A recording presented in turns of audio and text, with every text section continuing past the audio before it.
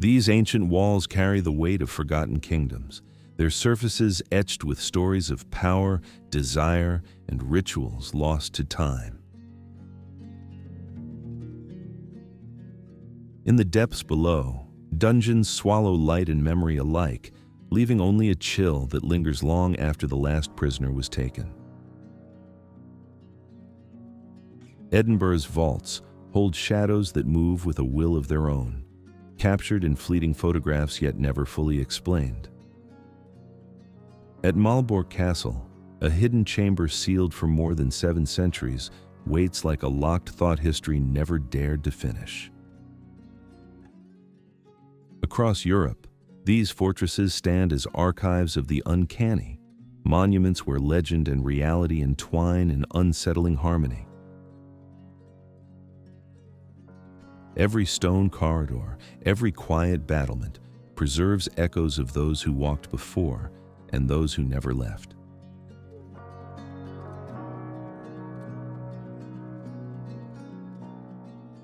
The path into these mysteries opens only for those willing to listen to what the past still murmurs through its cracks. If you feel that pull, write "I dare" in the comments, your first step toward whatever truth the next door chooses to reveal.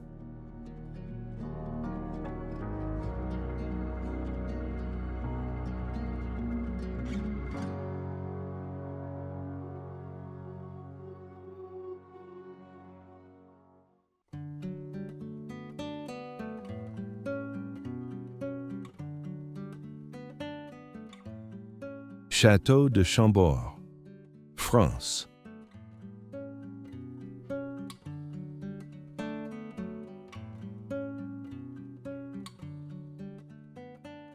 Château de Chambord rise from the misty woodlands of the Loire Valley like a monumental cipher of the French Renaissance, a structure whose origins intertwine royal ambition with whispers of Leonardo da Vinci's final years in France.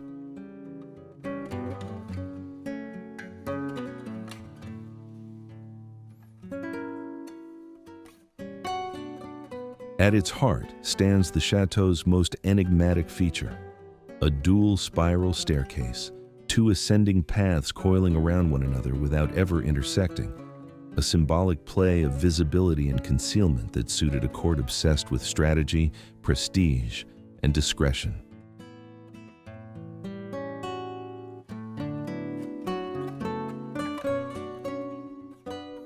The rooftop, an intricate skyline of 282 chimneys, lanterns, and sculpted towers, forms a stone silhouette so elaborate it resembles an urban landscape suspended above the treetops.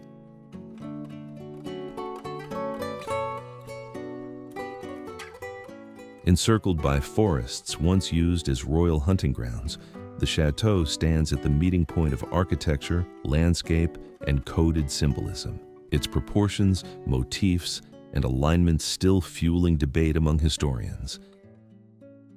And as twilight gathers around its towers, Chambord feels less like a palace and more like a Renaissance puzzle, an enduring riddle of power, geometry, and imagination waiting for each visitor to decipher.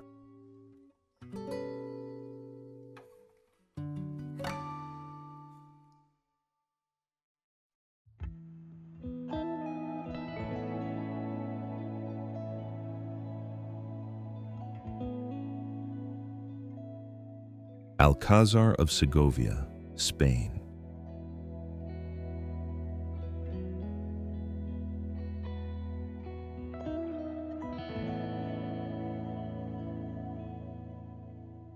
The Alcázar of Segovia rises from its cliff like a deliberate act of power, a fortress placed not merely for defense, but to anchor centuries of Castilian rule into the very landscape.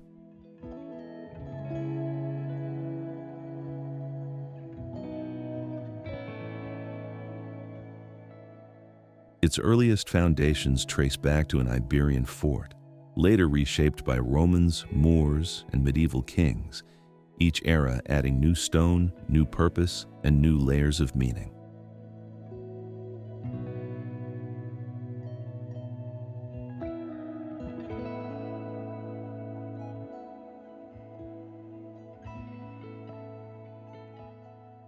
The building's structure reveals this history in fragments.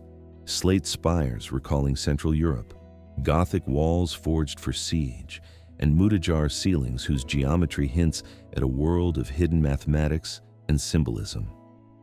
No feature embodies this complexity more than the Tower of John II, a 12-sided anomaly that defies conventional military design, long associated with astrological cycles and the cosmology of medieval courts.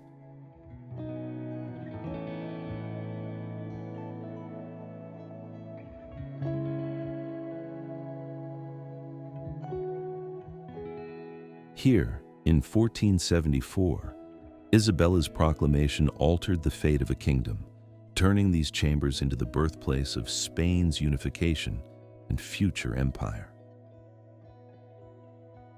The Alcazar carries its darker memories with quiet insistence, its armory lined with fractured shields, battle-worn blades, Va relics that preserve the truth of past conflicts more starkly than any chronicle.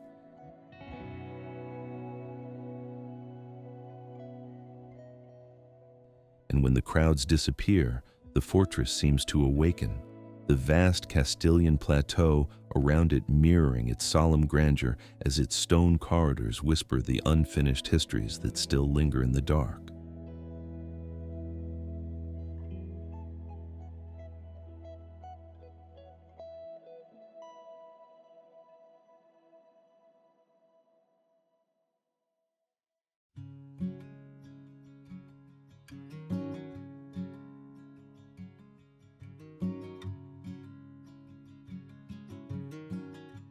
Neuschwanstein Castle, Germany.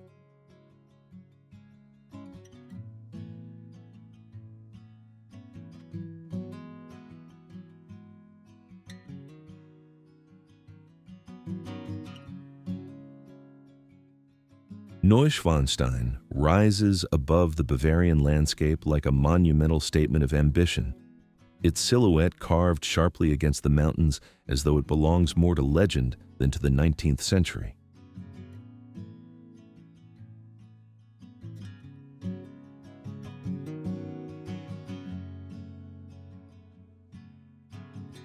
Commissioned in 1869 by King Ludwig II, the castle fused medieval-inspired aesthetics with state-of-the-art engineering, integrating early heating systems, running water, and pneumatic communication channels into its stone framework.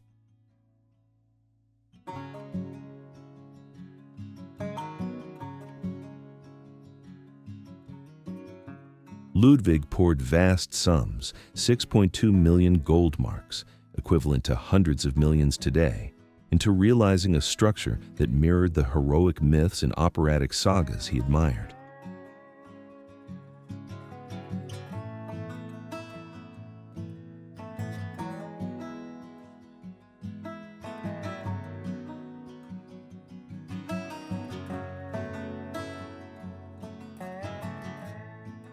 Inside, the architecture reveals a careful orchestration of symbolism. The throne hall built without a throne, its 2-million-piece mosaic mapping a cosmos of saints and creatures, and the king's chamber adjoining an artificial grotto designed to blur boundaries between interior and landscape.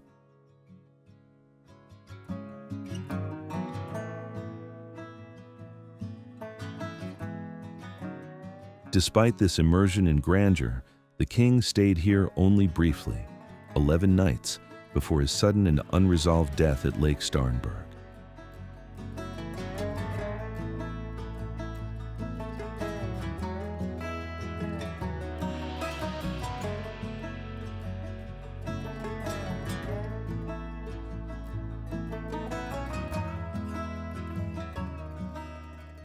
Official accounts deemed it suicide, yet contradictions in the evidence and political tensions surrounding his deposition have left historians divided.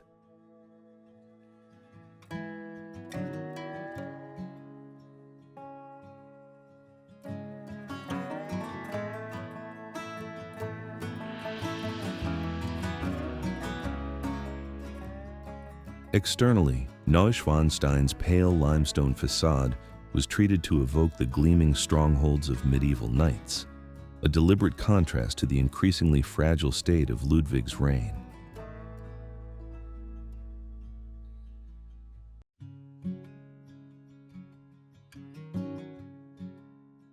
The towers, arches, and angular walls form a vertical choreography that makes the structure appear to ascend from the cliff itself.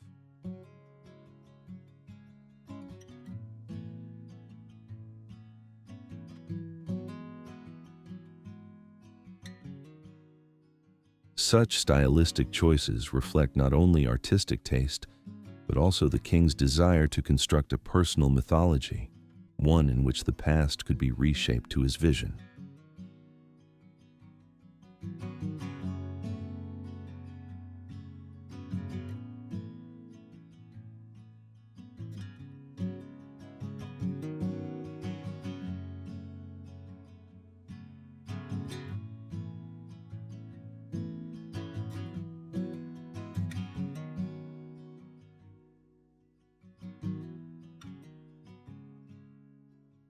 Beneath the pristine surfaces, letters and documents reveal a ruler retreating deeper into solitude as his architectural dreams expanded.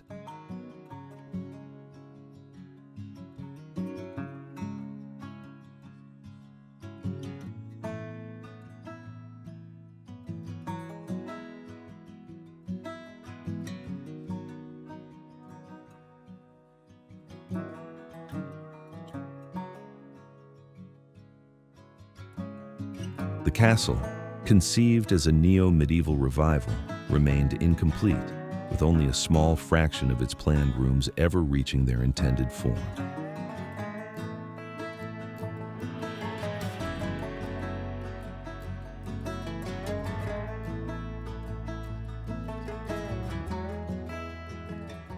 Today, more than 1.5 million visitors step through its corridors, their footsteps echoing beneath vaults adorned with swan emblems, Wagnerian scenes, and Byzantine motifs.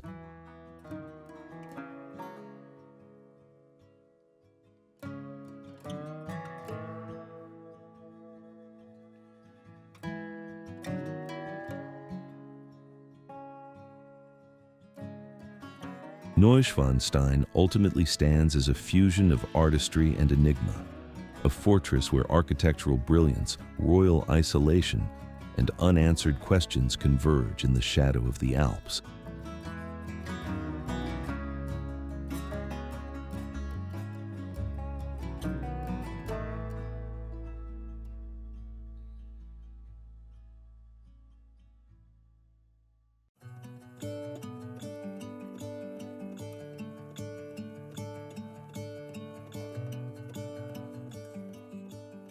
Castel del Monte, Italy.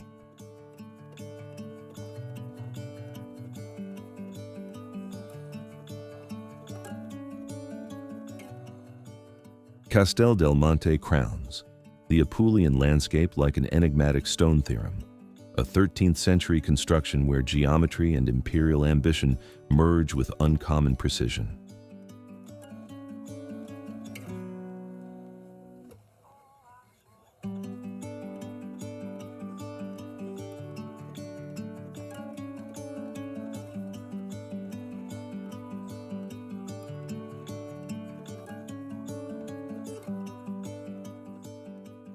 Commissioned by Emperor Frederick II, scholar, strategist, and lover of the exact sciences, the fortress stands as a rare medieval experiment in mathematics made monumental.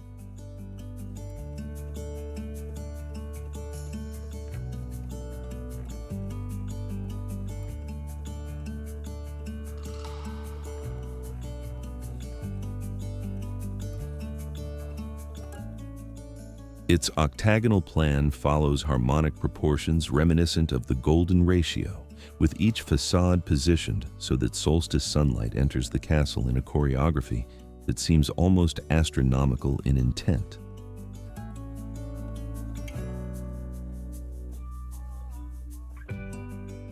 One can imagine courtly assemblies bathed in these calculated beams, as if the sky itself were invited to participate in the spectacle.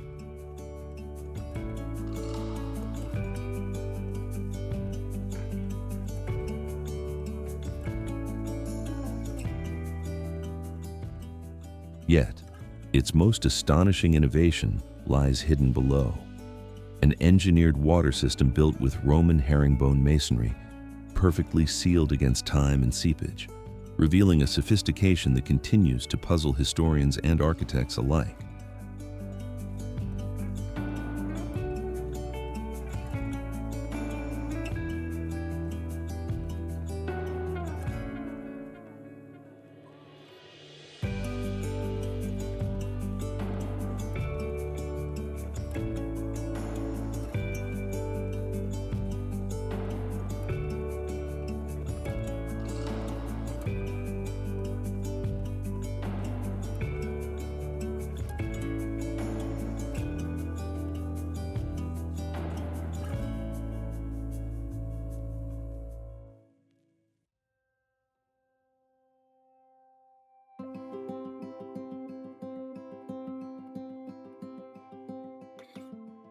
Alhambra.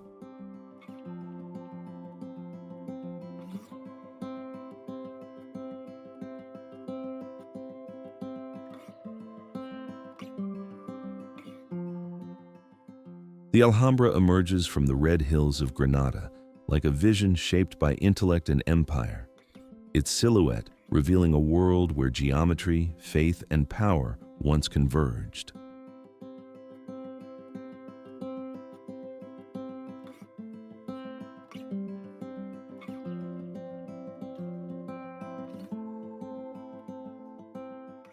Established in 1238, the palace bears more than 10,000 Arabic inscriptions, poetry, philosophy, and declarations of divine triumph etched into walls that dissolve into patterns at the slightest shift of light.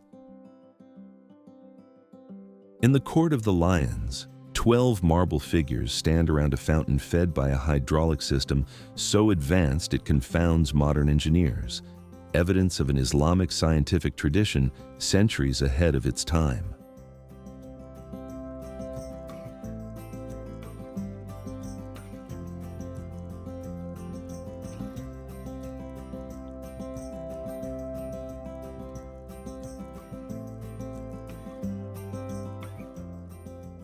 The General Life Gardens channel breezes through concealed passageways, while the Hall of the Ambassadors expands upward into a 75-foot wooden dome crafted as a celestial diagram of a universe ordered by mathematics.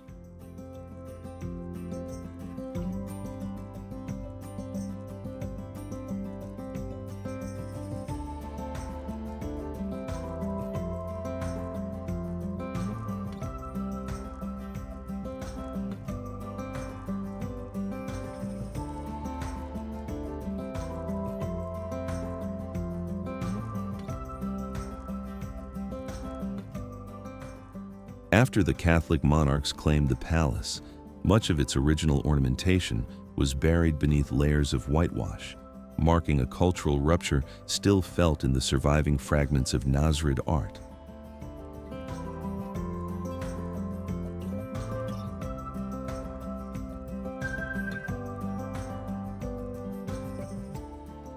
Chronicles describe Sultan Boabdil handing over the keys with unsteady composure, his departure memorialized not only in history, but in the landscape itself.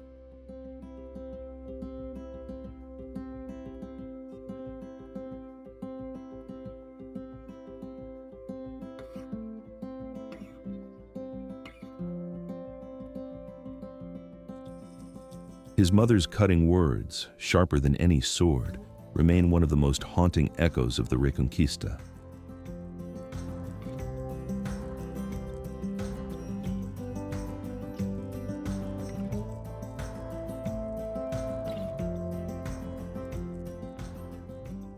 And as the palace's fractal motifs draw you deeper into their delicate logic, you may sense that understanding them fully requires more than a calculator, perhaps even a willingness to lose yourself within their silent, infinite order.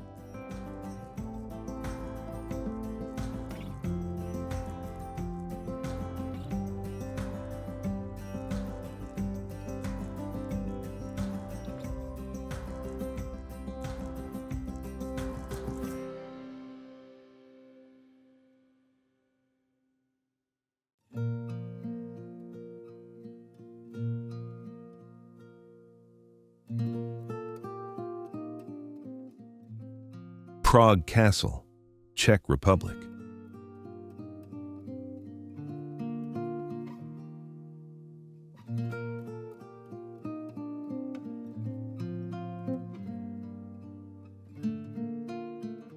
Prague Castle commands the heights above the Vltava like a fortified city unto itself, the largest preserved medieval stronghold still standing in the world.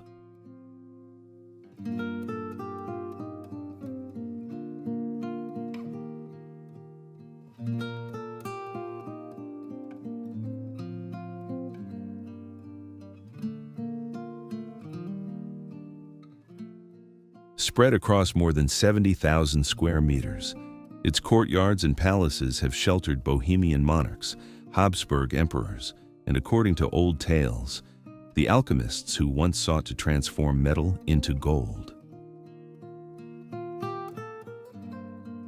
Among its more curious corners is the Golden Lane, a narrow row of 16th century cottages where folklore speaks of elixirs and secret experiments, though pragmatists insist the brews were far more earthly.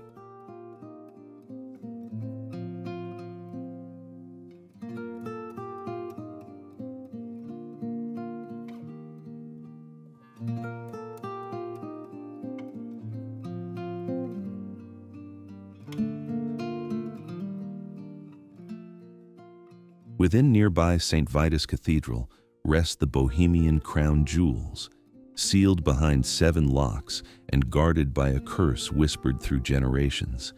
Anyone who attempts to steal them meets death within a year.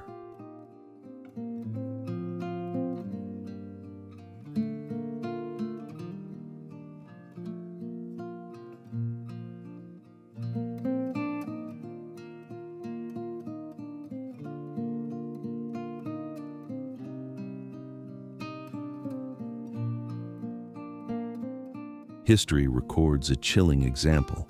When a Nazi official tried to seize them in 1941, he was gone by the following year.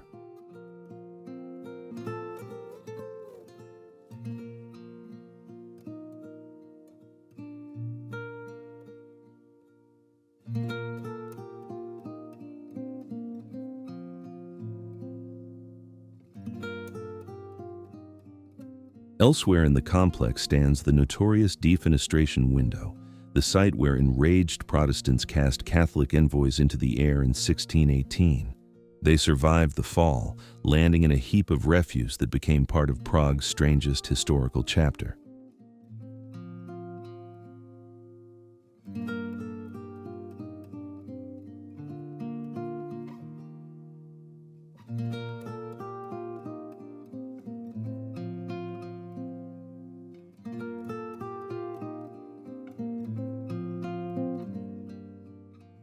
Some call it providence, others coincidence, but the story still lingers like a question without an answer.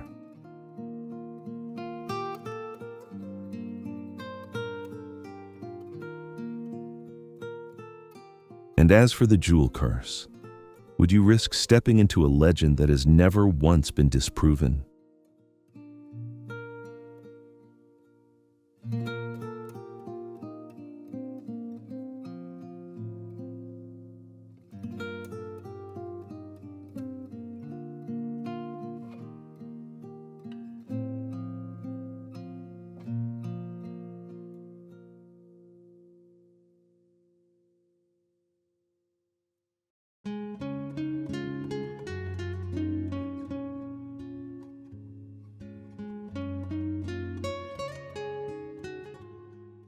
Edinburgh Castle.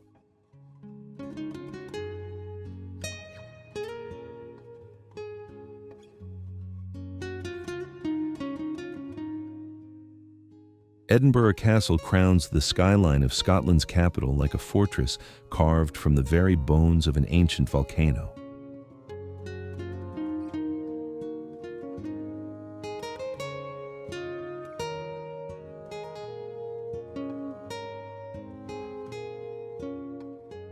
Set upon a 350-million-year-old volcanic crag, it has endured some 26 sieges, turning its rock foundations into a ledger of wars, rebellions, and shifting crowns.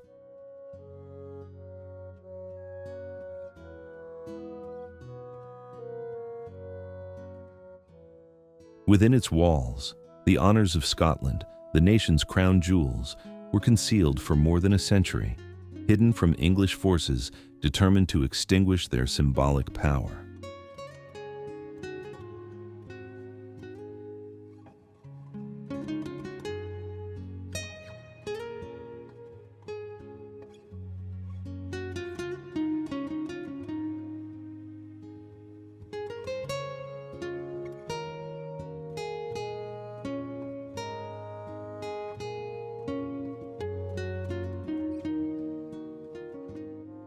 Since 1861, the report of the 1 o'clock gun has rolled across the city almost every day, a precise signal that once allowed ships in the Firth of Forth to set their chronometers by sound alone.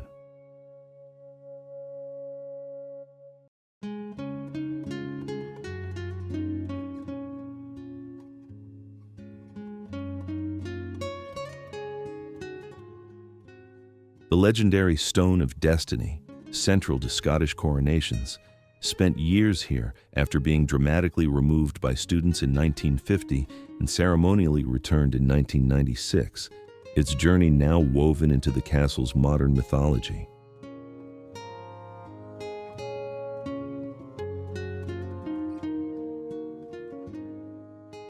Woven into this history are quieter corners, like the small dog cemetery reserved for regimental mascots, a hillside of tiny headstones that hints at loyalties extending beyond the battlefield. Stories linger of phantom paws on the paths at night, folded into the wider tapestry of apparitions and unexplained echoes that have earned the fortress its haunted reputation.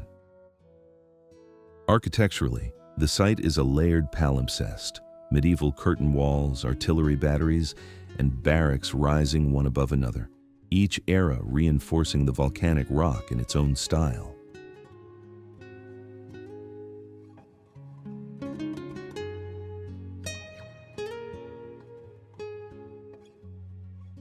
From the ramparts, the wind carries a view over the old and new towns, binding together geology, urban history, and national memory in a single sweeping panorama.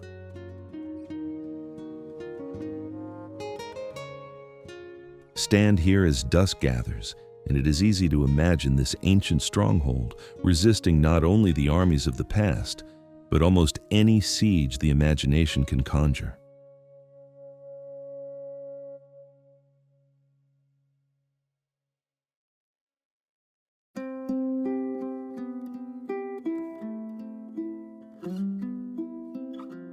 Conwy Castle, Wales.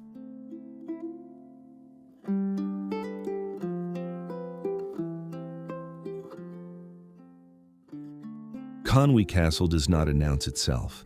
It emerges, a lattice of stone and shadow clinging to the estuary cliffs as if anchored to the very idea of conquest.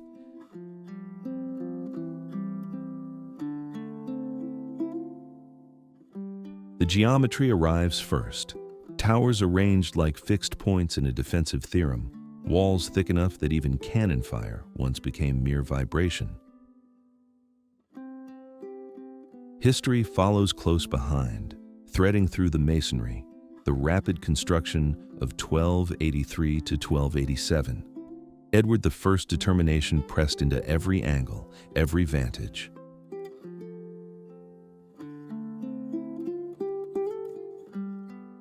Then comes the town wall, looping 1.3 kilometers around Conwy in a pattern so intact, it feels less like fortification and more like a boundary carved into time.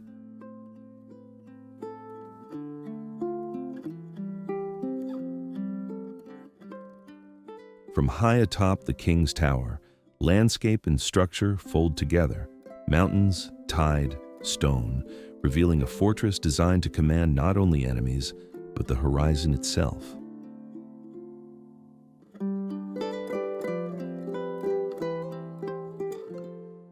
A quieter layer surfaces next. The 17th century winter when townsfolk burned the castle's doors for warmth, the architecture yielding, for once, to human need. Inside, a murder hole interrupts the Great Hall's symmetry, a stark reminder that beauty in these walls was never intended to exist without its counterpart. The spiral stairs, arrow slits, and narrow galleries behave almost like coded passages, revealing knowledge to those patient enough to read the structure.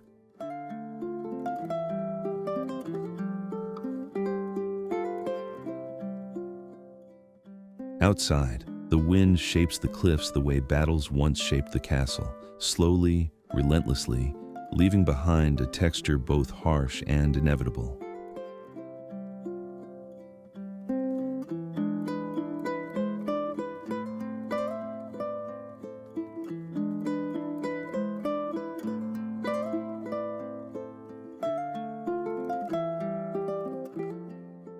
And when evening gathers, Conwy shifts yet again, its presence neither ruin nor relic, but something watchful, an architecture that remembers more than it tells.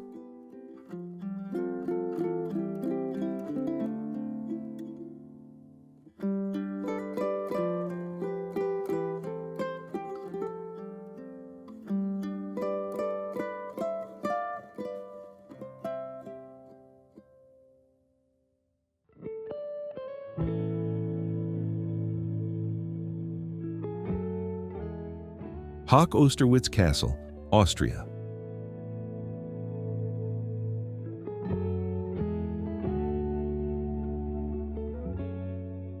Hoch Osterwitz Castle rises from its limestone crag like a vision of impregnable medieval strategy, a fortress shaped as much by geology as by human intent.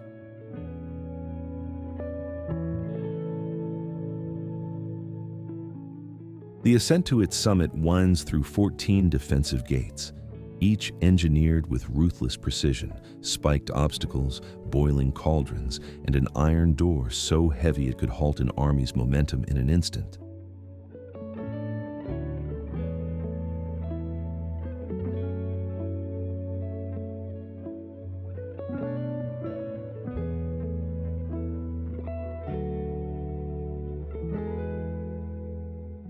Across 9 centuries, no invading force ever managed to break through this gauntlet of stone and ingenuity.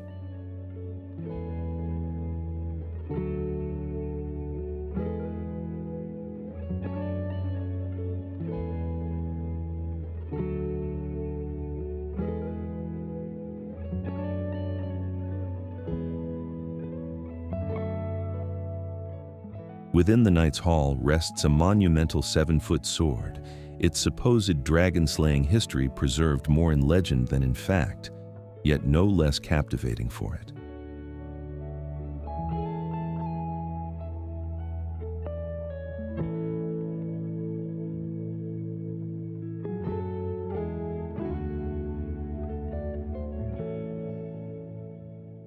The chapel houses the gleaming golden altar, crafted with 24-karat gold and said to contain spoils taken from Ottoman raiders, a relic in which devotion and retribution quietly intersect. Elsewhere, the castle's ancient wooden pulley system, still functional after half a millennium, continues to lift supplies up the cliff, a reminder that medieval engineering rarely lacked imagination.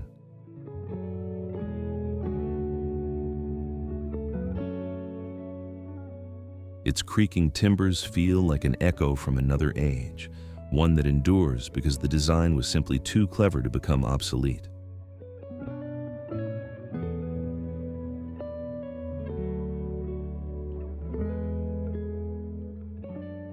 Standing before these layers of defenses, stories, and surviving mechanisms reveals a fortress built not only to repel enemies, but to outlast time itself.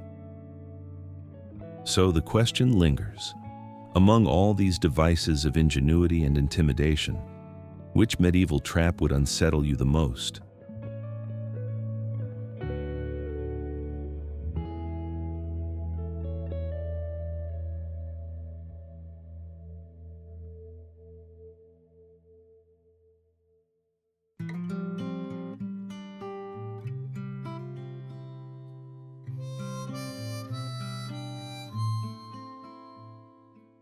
Blarney Castle, Ireland.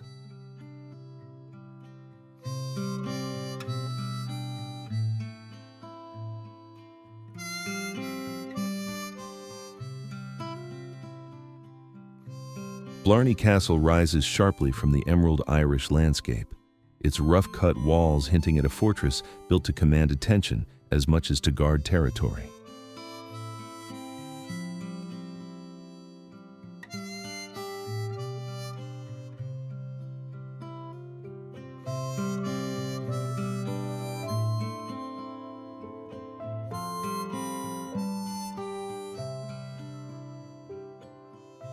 High within this architecture sits the Blarney Stone, an unassuming block whose reputation has long surpassed its size, absorbing centuries of ritual and speculation.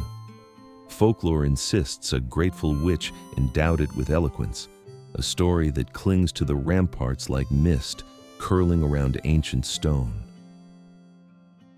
Historically, the tale unravels into something simpler, yet the myth remains stronger than any archival correction.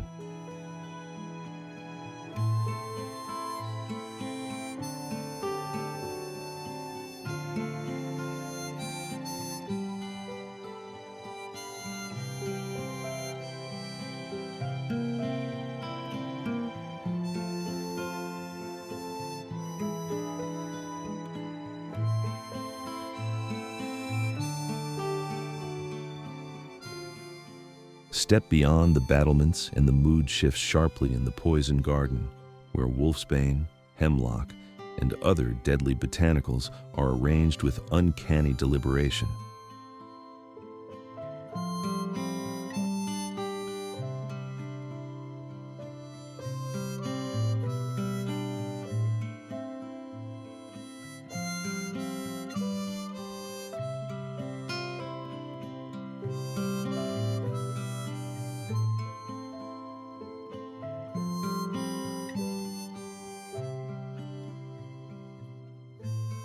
The garden's quiet symmetry feels less ornamental than purposeful, like a coded reminder of knowledge once kept behind locked doors.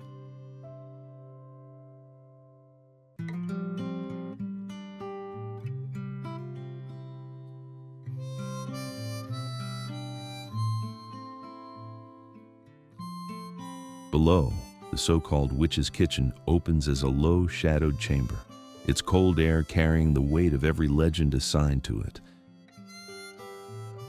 Together, these spaces form a tapestry where structure, superstition, and landscape intertwine, leaving Blarney Castle less a destination than a question waiting to be unraveled.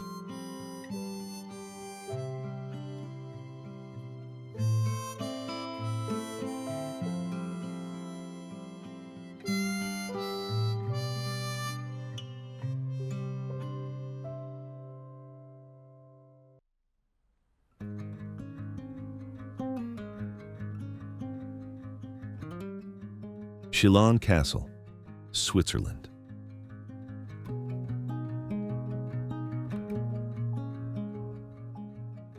Chillon Castle seems to rise straight out of Lake Geneva, its stone walls merging with water and mist until the fortress feels half built, half summoned.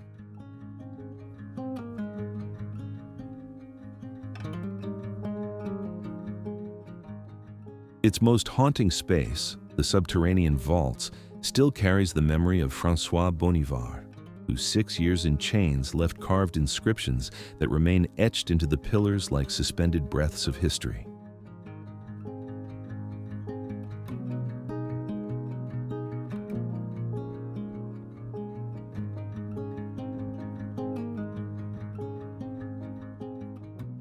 Those same vaults once held more than 3,000 barrels of wine, turning a prison of shadows into the castle's most essential storehouse. Higher up, practicality becomes strangely memorable. The Duke's Chamber features a medieval latrine engineered to empty straight into the lake, an architectural quirk as revealing as any chronicle.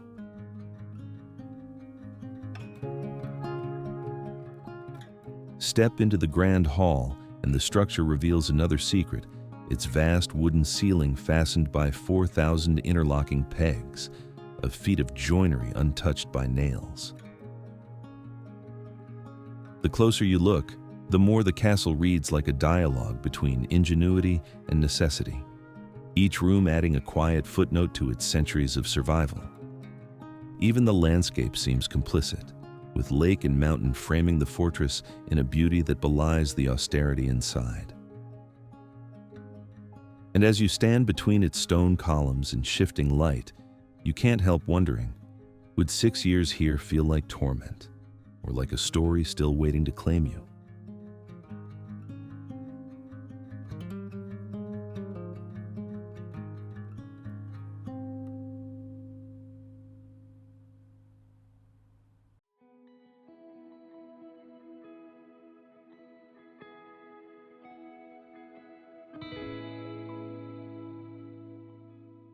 Palace of Versailles, France.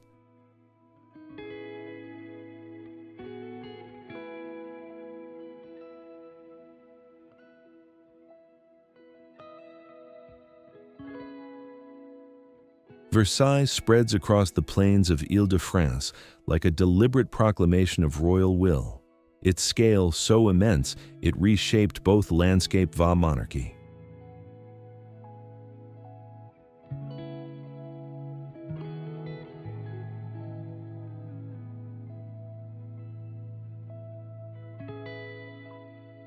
Louis XIV's transformation of a modest hunting lodge into a palace of 700 rooms demanded 5 relentless decades and a workforce large enough to build a city.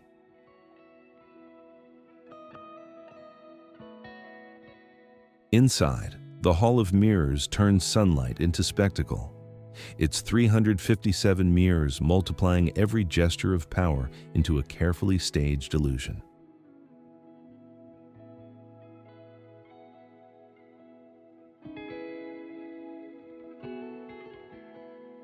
Marie Antoinette, seeking escape from courtly constraint, designed her own pastoral hamlet, a curated countryside where simplicity became another form of performance.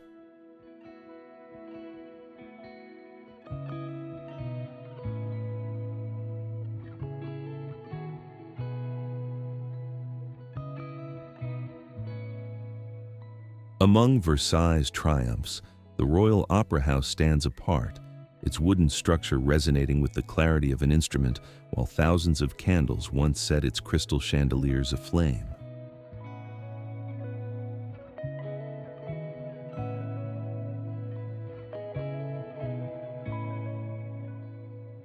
Yet beneath the ordered beauty of the water parterre rests a far darker legacy, unmarked graves of laborers whose lives were claimed in the making of royal perfection. The still water above hides that history with unsettling ease. And as you walk these orchestrated grounds, the question returns with quiet insistence. Is Versailles a monument to genius or an exquisite embodiment of excess?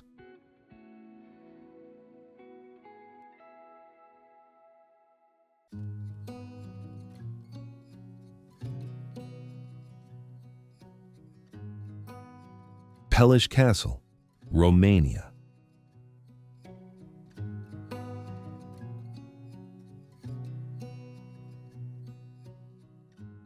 Pelish Castle appears through the Carpathian pines like a manifesto of royal modernity, its timbered facades and steep gables hiding a network of technological experiments far ahead of their century.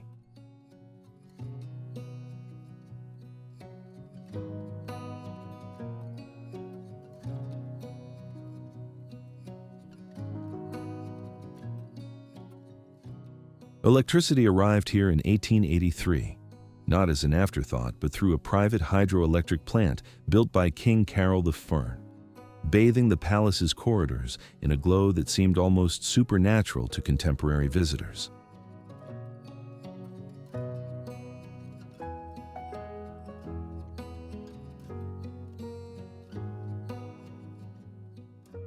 The Armory Hall feels less like a display and more like a curated chronology of warfare, European steel-crossing histories with the lacquered elegance of samurai blades offered by Japanese diplomats.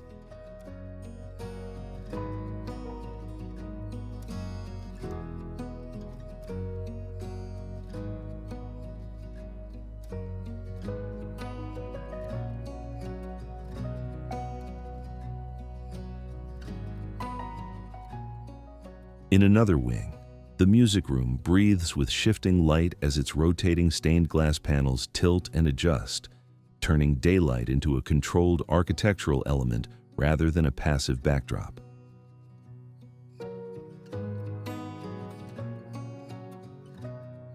Queen Elizabeth's writing room offers a softer counterpoint: warm leather walls, gold detailing, and hidden compartments where she concealed drafts, dreams, and the thoughts she refused to publish. But the castle's innovation sits alongside its unease.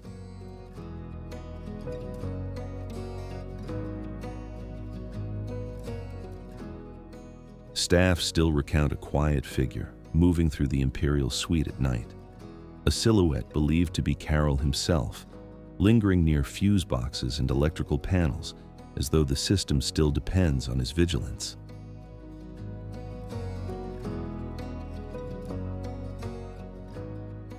And in a place where engineering, artistry, and rumor weave seamlessly together, Pellish feels less like a relic of modern monarchy than a puzzle of light, shadow, and intention, one that invites interpretation as much as admiration.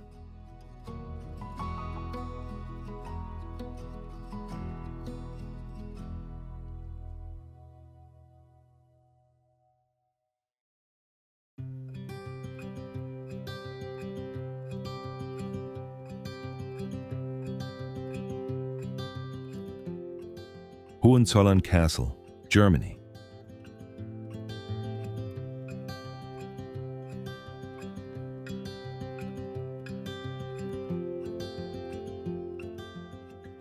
Hohenzollern Castle rises from its mountaintop like an apparition of stone and mist, a fortress that seems to watch the world rather than belong to it.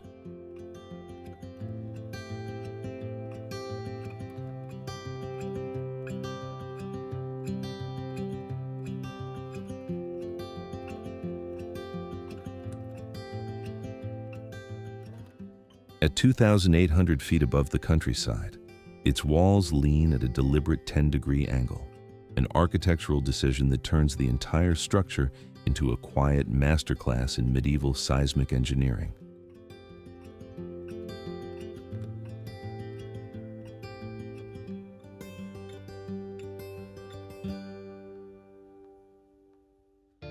In the dim glow of the treasure chamber, Frederick the Great's snuff box gleams beside a replica of the vanished Hohenzollern crown, a royal artifact whose disappearance still hovers between rumor and archival silence.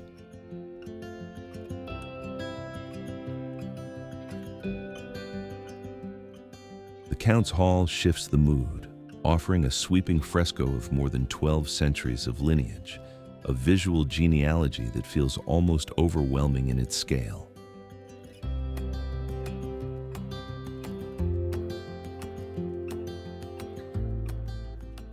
Then, the castle tightens its atmosphere.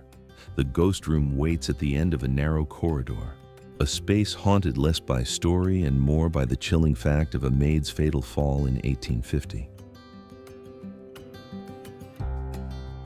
Visitors still speak of soft, sorrowful murmurs drifting through the air, sounds that resist explanation even in broad daylight.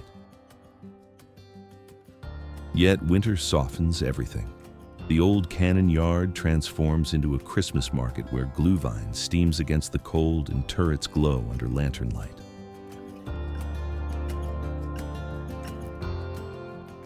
The contrast between celebration and centuries-old stone makes the fortress feel both eternal and strangely fragile.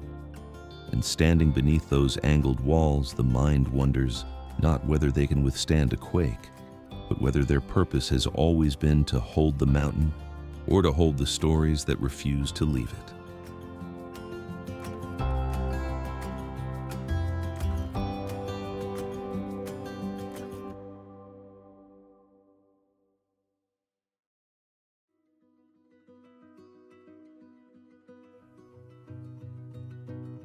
Trakošćan Castle, Croatia.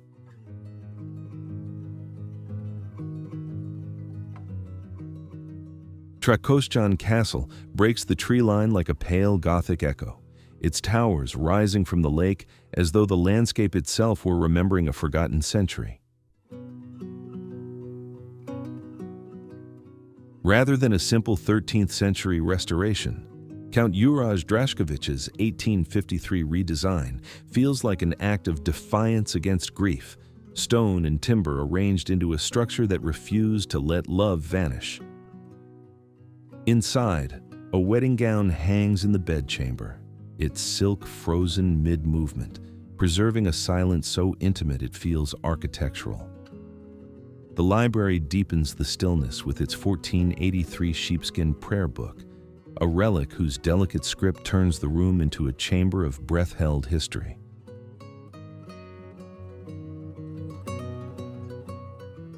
In the armory, a dragon-headed mace disrupts the quiet, its mythic silhouette suggesting the castle once accepted legend as readily as it accepted metal in warcraft. Outside, villagers still whisper that Juraj gallops around the lake on full moon nights, the sound of hooves drifting across water as if carried by memory instead of air. And when you lift a candle beside a 5-century-old manuscript here, it's impossible not to wonder whether you're illuminating ink or stirring whatever lingers in these rooms of stone and longing.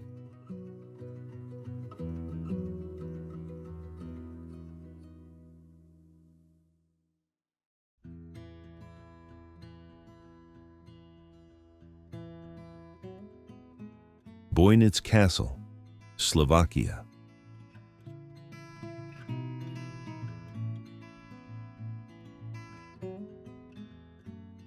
Bojnic Castle rises from its limestone hill like a beautifully staged illusion, its French-inspired turrets giving the impression that the entire structure was designed for a love story that never found its ending. Count Jan Palfi's 1889 reconstruction feels less like restoration and more like an extravagant plea. Stone, spires, and frescoed halls arranged in hopes of capturing the attention of a French actress who simply walked out of the narrative. That vanished romance lingers in the museum atmosphere today, as if the building itself still waits for a reply that never arrived. In the Golden Hall, 17th century Flemish tapestries glow under soft light, each thread forming a small universe of battles, gardens, and forgotten nobility. The chapel disrupts the calm with an unsettling detail, a statue of the Virgin Mary adorned with real human hair, transforming devotion into something eerily lifelike. Deeper below, the underground lake turns the cavern into a shifting world of candlelit reflections, its shadows behaving like characters from a Gothic opera. Local lore adds its own layer. The White Lady wandering the tower, mourning a lover condemned centuries ago, her sorrow said to stain the air more than the stone. Even the forest seems complicit, leaning toward the castle as though it too has been listening to these tragedies far longer than any historian.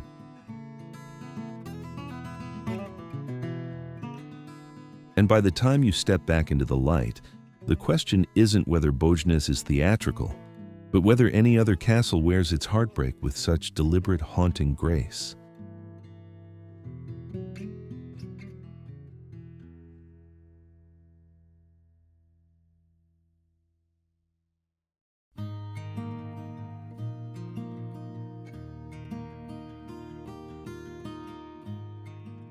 Kylemore Abbey, Ireland.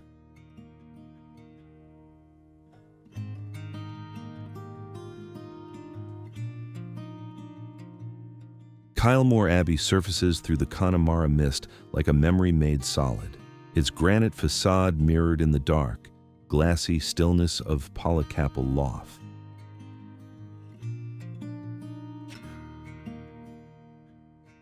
The estate began in 1867 as Mitchell Henry's devotion rendered in architecture, yet the symmetry of its gardens and walls soon carried the weight of loss when Margaret's sudden death reshaped the purpose of everything he built. The Victorian walled garden, curiously able to coax exotic plants from Ireland's rain-soaked air, still feels like a space where intention and climate fought quietly for beauty. Nearby, the neo-Gothic church rises with quartzite walls and Connemara marble floors, a small cathedral of stone whose precise, cool geometry seems designed to hold grief without breaking. Slip into the moss-draped fairy garden and the atmosphere changes again. Locals claim Margaret's presence lingers there, tending her roses in a ritual only the landscape truly understands. When the Benedictine nuns eventually claimed the estate, they folded prayer, craft, and silence into the abbey's rooms, creating a rhythm of life that feels at once fragile and enduring.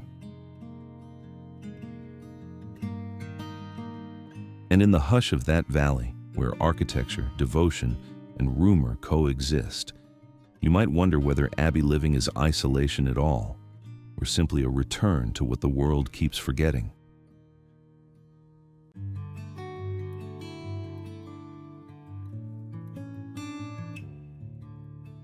Kasteel de Haar, Netherlands.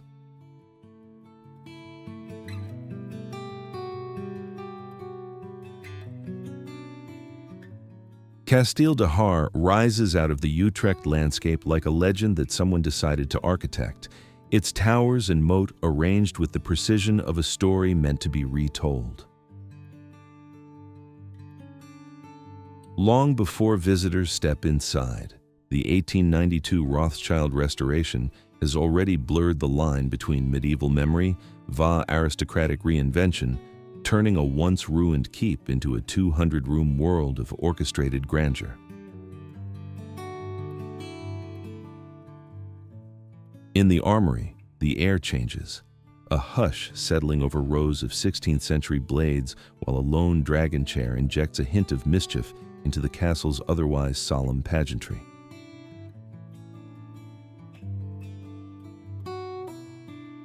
Step beyond the walls, and illusion becomes intentional. The romantic garden displays ruins crafted from scratch, scenery designed not to deceive but to evoke, like props awaiting actors who never arrived. Then the kitchen interrupts the fantasy with brute practicality. Its 1960s rotating spit, capable of roasting 20 pigs at once, reads less like cookware and more like a relic of feasts staged at imperial scale. Even its gardens, polished and precise, feel as though they exist slightly outside of time, resisting the idea that nature ever grows wild here. And moving through these curated layers of stone and story, you're left with a quiet, unsettling thought. Is Kasteel de Haar preserving the past, or beautifully manufacturing a version of it we wish were true?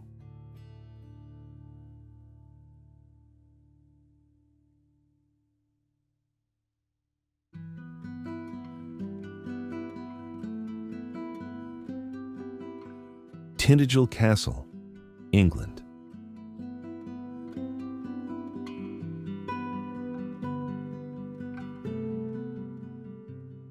Tintagel's ruins seem to hover more than stand, scattered along a cliff so battered by the Atlantic that the stones feel borrowed from another age entirely.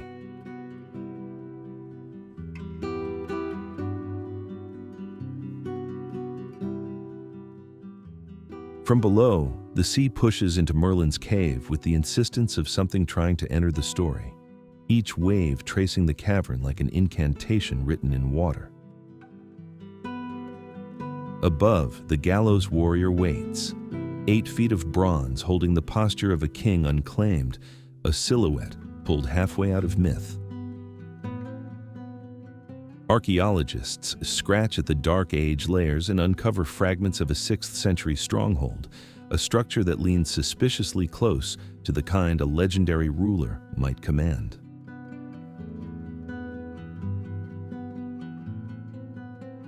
Cross the glass bridge, and the castle rearranges itself beneath your feet, the cliff splitting and rejoining through panes of air and vertigo. One weathered stone still bears the name Artonu, a carved whisper that scholars alternate between dismissing and chasing with equal desperation. The entire headland feels like a palimpsest, 13th century masonry laid over older power, which itself lies over something the landscape hasn't decided to reveal. And somewhere between surf and sky, the question shifts. Maybe Arthur isn't the legend here. Maybe Tintagel is.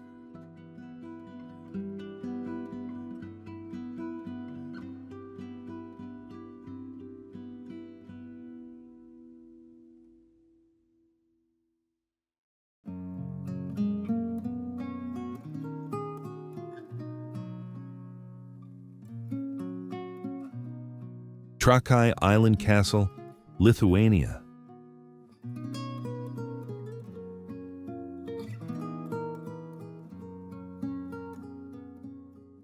Trakai Island Castle doesn't greet you so much as surround you. Its red brick geometry unfolding across the lake like a fragment of Lithuania suspended between water and sky. A single wall carries the shadow of 1409, when Grand Duke Kęstutis fortified this island not for beauty, but to interrupt the march of Teutonic steel.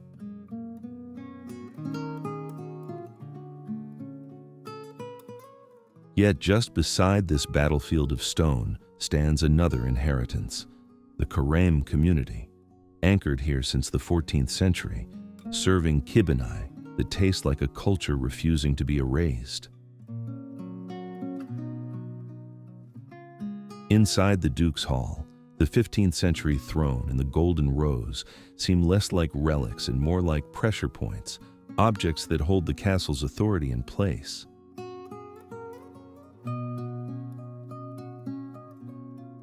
But the prison tower fractures that authority. The chains still fixed to the walls feel heavier when you remember the lake below received traitors weighed down like offerings.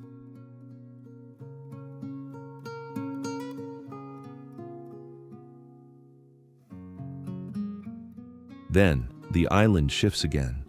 Pennants unfurl, armor clatters, and the medieval festival pulls the stronghold into a version of itself that feels startlingly alive.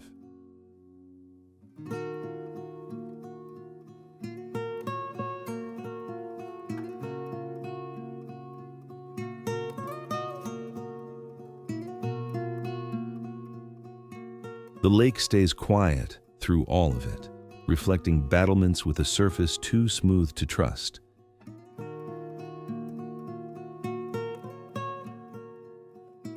And somewhere in that silence, it becomes clear that Trakai isn't simply preserved, it's waiting for someone who can read what the water refuses to say.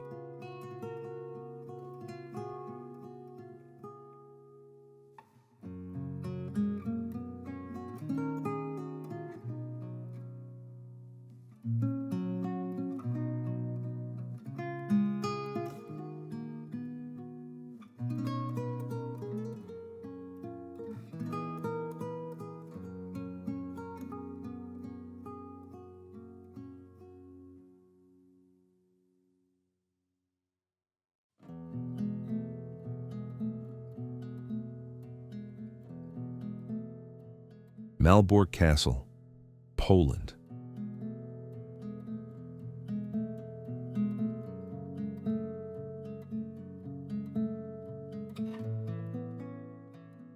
Malbork Castle dominates the banks of the Nogat River like a colossal red brick citadel, its sheer scale marking it as the largest fortress of its kind ever constructed.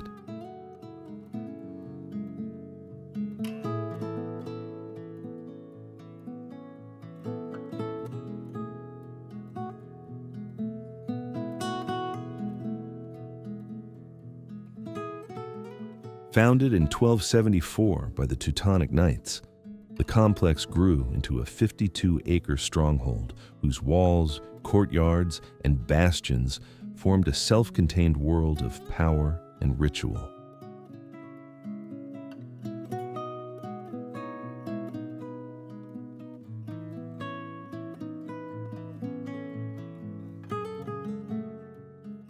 In the grand refectory, as many as 400 knights once gathered beneath vaulted ceilings to feast on roasted boar and drink mead from great earthen jugs.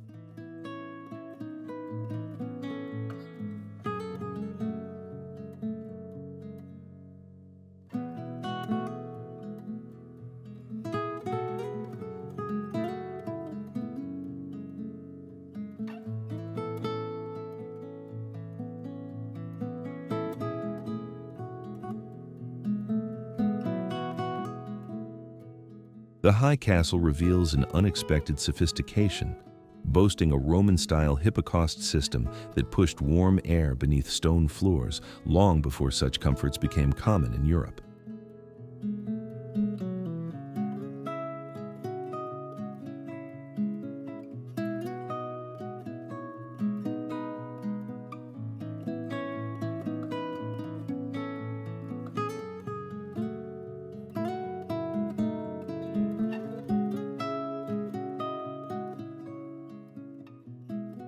Yet, its most enigmatic treasure was the famed amber chamber, a glowing assemblage of Baltic amber that disappeared without a trace in the chaos of World War II.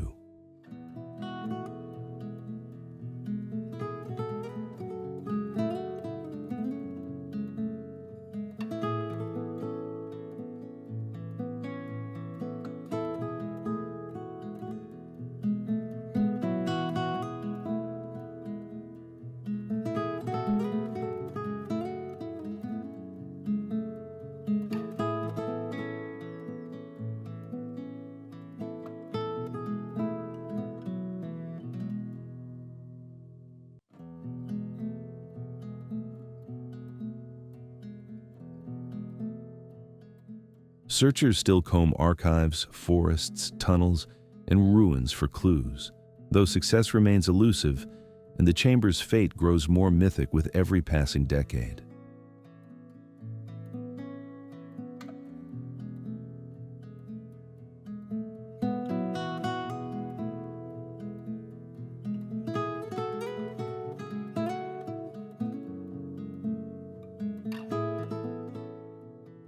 Malbork's darker history surfaces in the compact, airless dark cell, a 3 by 3 foot chamber designed to break the mind as much as restrain the body.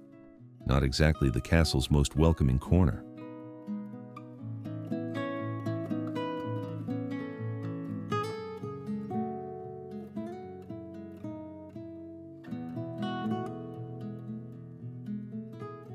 So the real question is this: would you dare to wander into the tunnels and shadows where Malbork's unresolved stories still linger?